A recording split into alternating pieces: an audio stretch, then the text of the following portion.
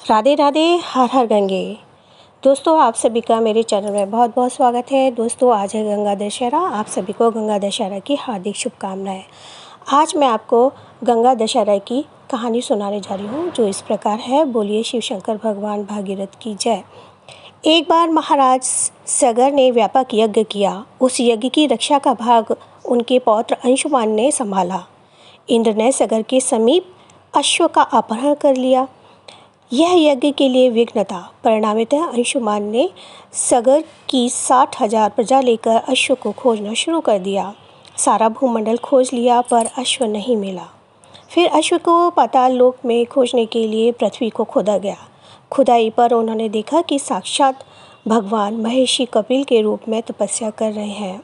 उन्हीं के पास महाराज सगर का अश्व घास चर रहा था। प्रजा उन्हें देखकर चोर चोर चिल्लाने लगी। महर्षि कपिल की समाधि टूट गई। जो ही महर्षि ने अपने अग्नि नेत्र खोला, त्यों ही सारी प्रजा भस्म हो गई। इन मृत लोगों के उद्धार के लिए ही महाराज दिलीप के पुत्र भागीरथ ने कठोर तप किया था।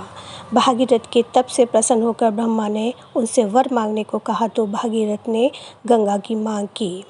इस पर ब्रह्मा ने कहा, राजन, तुम गंगा का पृथ्वी पर अवतरण तो चाहते हो, परंतु क्या तुमने पृथ्वी से पूछा है कि वह गंगा का भार तथा वेग को संभाल पाएगी?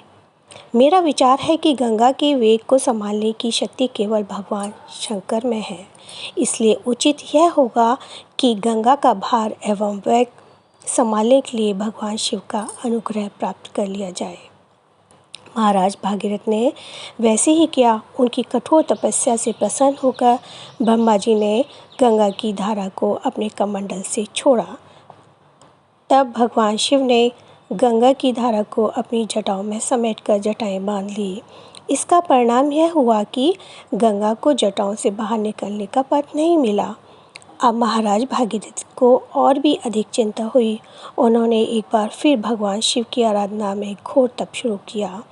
तब कहीं भगवान शिव ने गंगा की धारा मुक्त करने का वरदान दिया।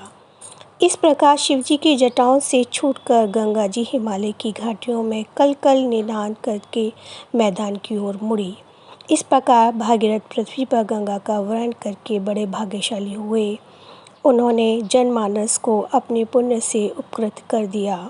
युगों युगों तक बहने वाली गंगा की धारा महाराज भागीरथ की कष्टमयी साधना की गाथा कहती है। गंगा प्राणी मात्र की जीवन दान ही नहीं देती, मुक्ति भी देती है। इसी कारण भारत तथा विदेशों तक में गंगा की महिमा गाई जाती है। बोलो गंगा मैया की जय, हर हर गंगे। अतः इस कहानी को जो कोई सुनता है, सुनाता है, उसके सभी पाप नष्ट हो जाते हैं और मनवांछित फल प्राप्त होता है। हर हर मानो तो मैं गंगा माँ हूँ, ना मानो तो बहता पानी।